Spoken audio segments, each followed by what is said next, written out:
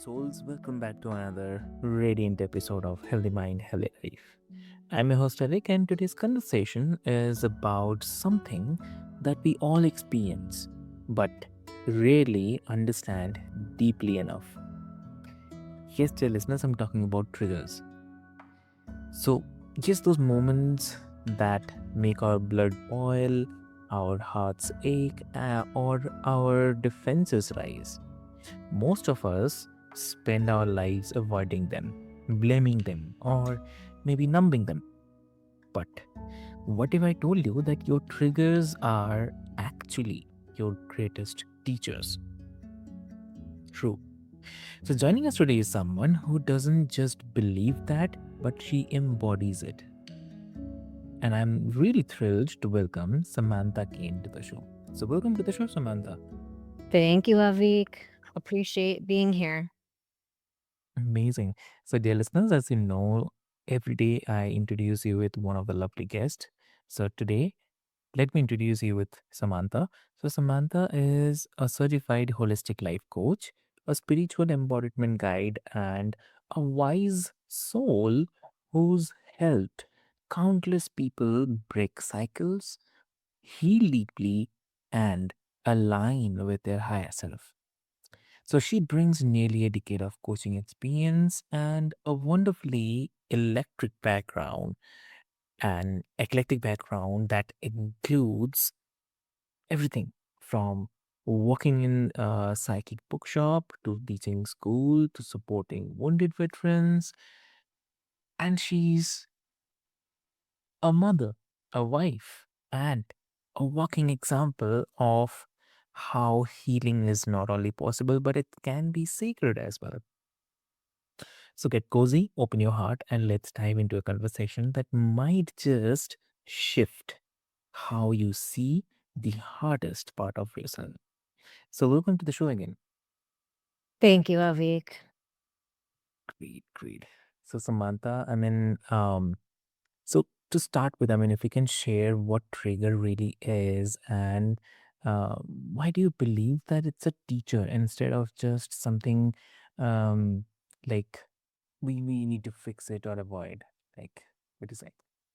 So I'll give you an example of so your listeners can understand and have a vision of what triggers are and how to view them.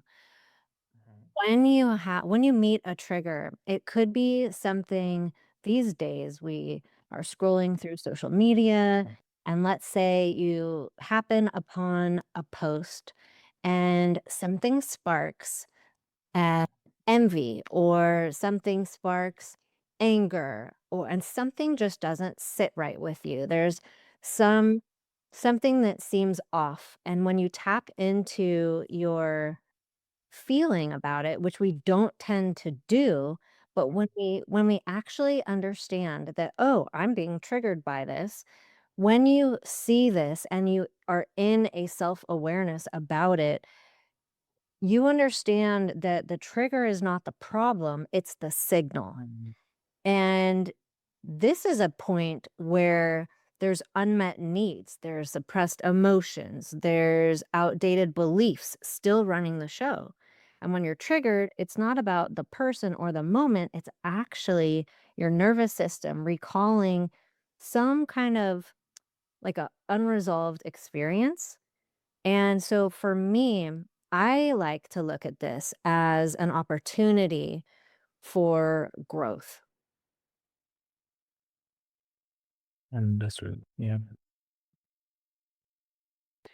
That's so that's really amazing, I'd say. And also, like, so when someone gets defensive or maybe you can say anxious or overwhelmed, so how can they begin to decode the message inside that moment instead of reacting to it?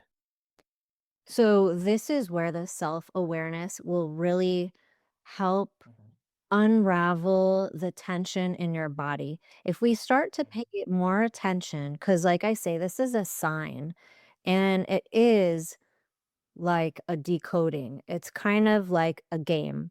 If you're not paying attention to the plays that you're making, you're using your power for you or against you.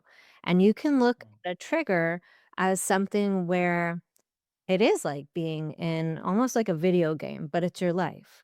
And if we look at it not so intensely, but more intentionally, then we can help ourselves move through the emotions because a lot of people are so afraid to face themselves, face their feelings, deal with their feelings so that they can heal, that they bypass this very moment that is here for us, like I say, as an opportunity, an invitation to expel the doubt, the shame, the anger. These are actual moments that, to answer your question, if you want to open yourself up and be able to release this tension, this anger, this fear, these any of the negative emotions that you feel, oftentimes even envy or jealousy that you see someone doing something and you're like, well, I could do that. This is your moment to meet yourself. It's your moment to not shame, not come with anything other than grace and open-heartedness for you to have a better understanding of yourself. So when you're met with these moments again, because you will be, because we all are, that you start to have a little bit of an easier time managing your emotions a little bit more over time to eventually you're not numbing out, you're understanding yourself and the situation. You're rising above it because you went through it, not bypassing these special invitations that are here for all of us every day. Mm, that's true. Yeah. And like, um, yeah, I have to say that. I mean, I love like how it described triggers as sacred messengers rather than the personal flaws. Um, yeah, I mean, definitely it invites self-compassion rather than self-judgment. So yeah, true. And so like you have worked with people from all walks of life. Like, so what do you think? Like one of the common pattern that you see around how people typically deal with their triggers? Well, what I see a lot of times, more often than not, in the beginning, until they come through the other side and make it like a positive reinforcement about it and actually understand what their triggers are. In the beginning, what I see is people not seeing themselves. They're not open enough. They're not living in their heart. They're living in their ego. They are ego centric instead of heart centered.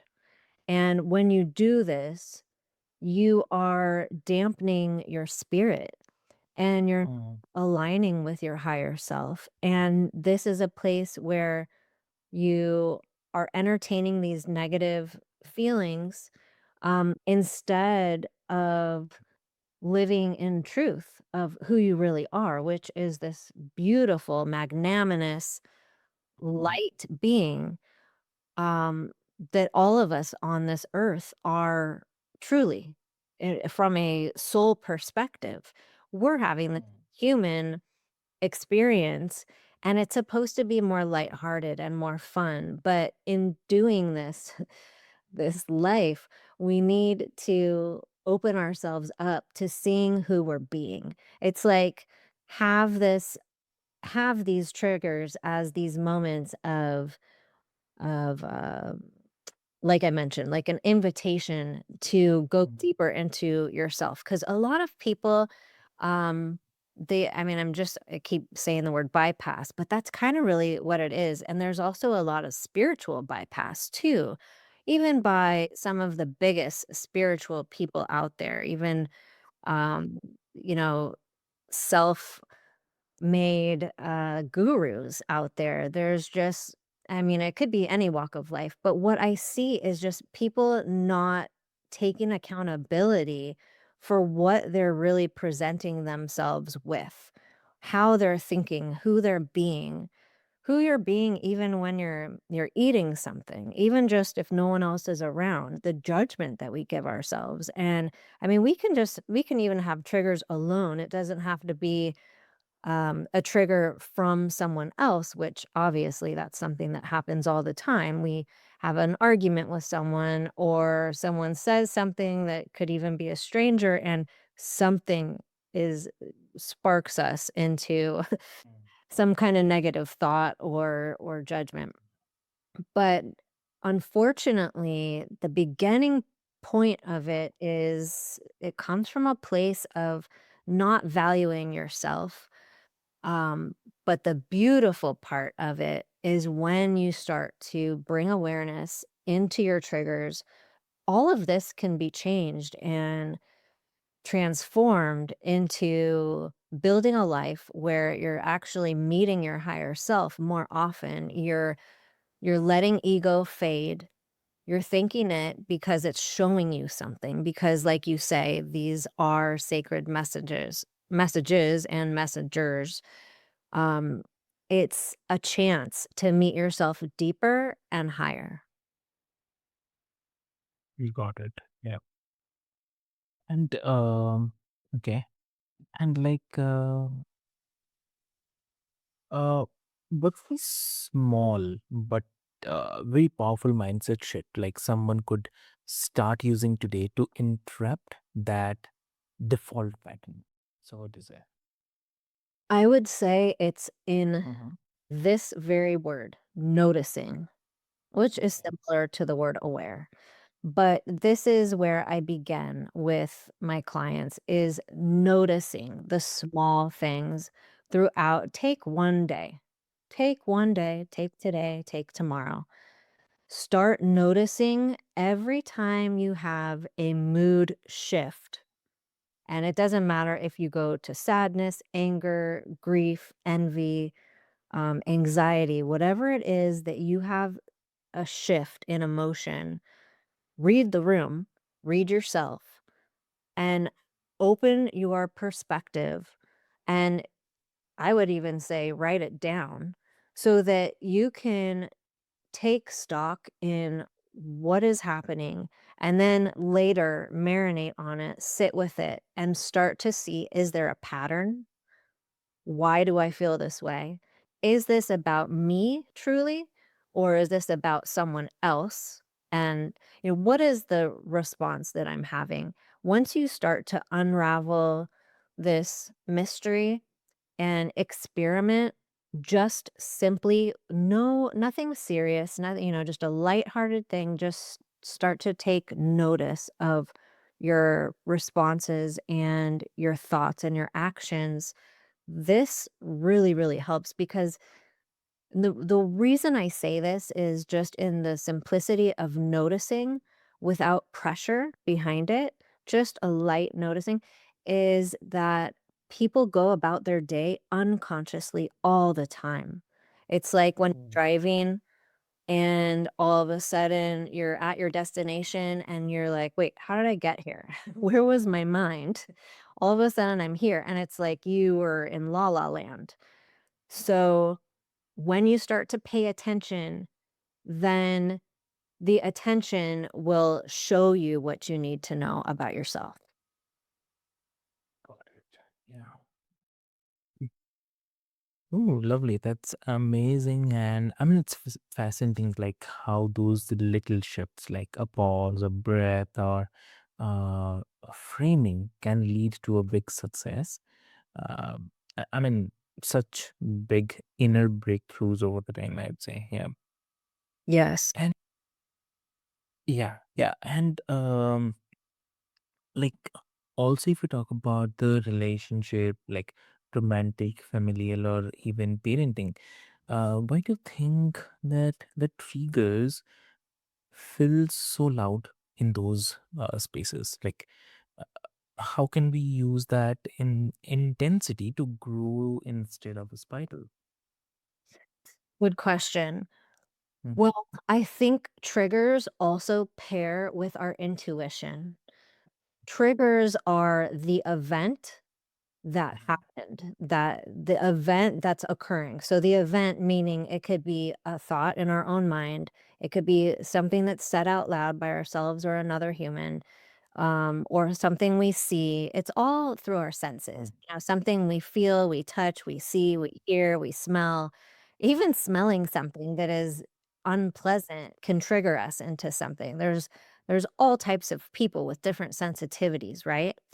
When we tap into our abilities to see the sensitivities behind it, that's when we can take more comfort because as human, we have this psychological need or want to understand ourselves better. And a lot of people just don't simply take the time. Why am I feeling this way? Why do I feel this pain or this hurt or this anguish? So, it's but as far as feeling the density of it, so if you were to do the first thing, which is noticing, and then of course you compare it with any of your favorite tools with, there's a million different types of breathing techniques and meditation, and then really tap into a calm space where you can allow yourself to let those feelings arise and see what comes up for you and then experiment and play with that.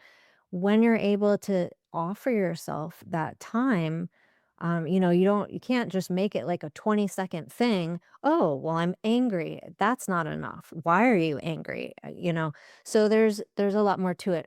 But as far as the density goes, I think as in anything, it should become a practice. It's not none of this healing work which triggers are a one-time gig. None of it can just be done one time. "Ah, aha, I got it. Now I understand." Move along, next thing in life, next day, and you don't revisit it.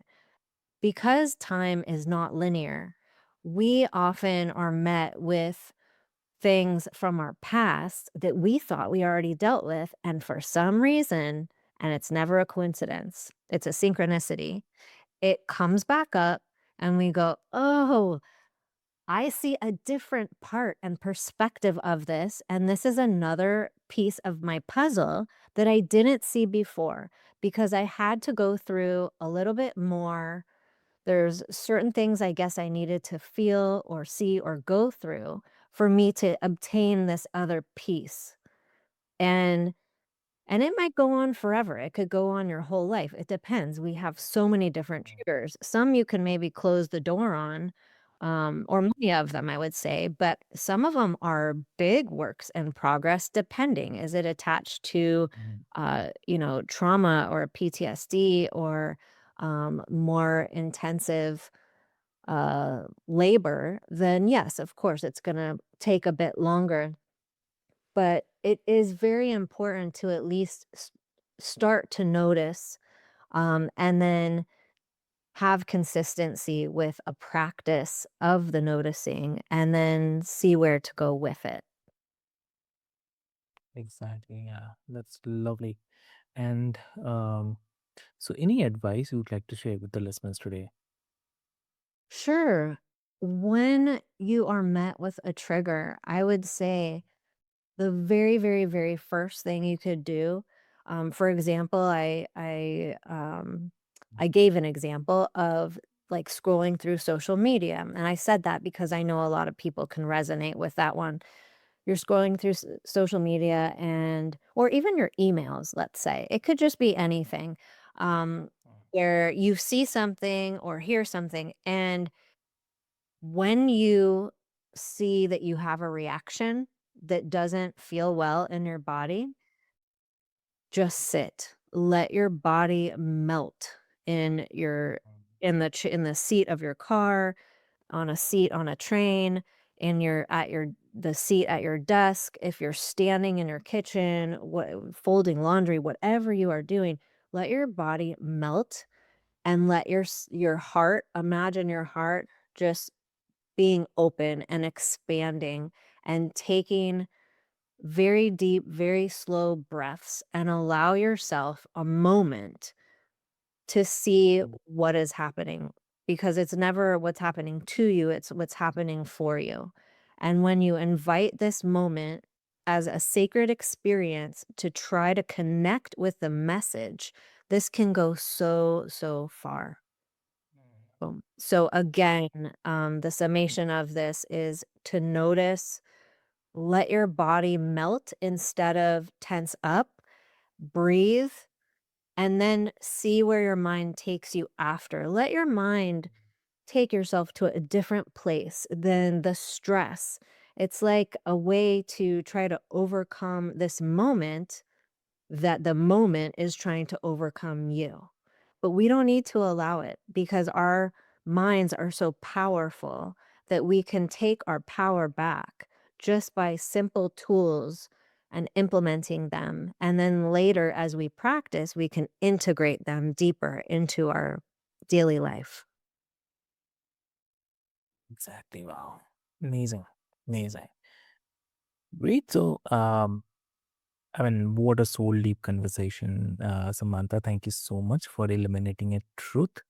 Like, so many of us need to hear that our triggers aren't our enemies, but it's an invitations Yes. and invitations to remember, to realign, to rise.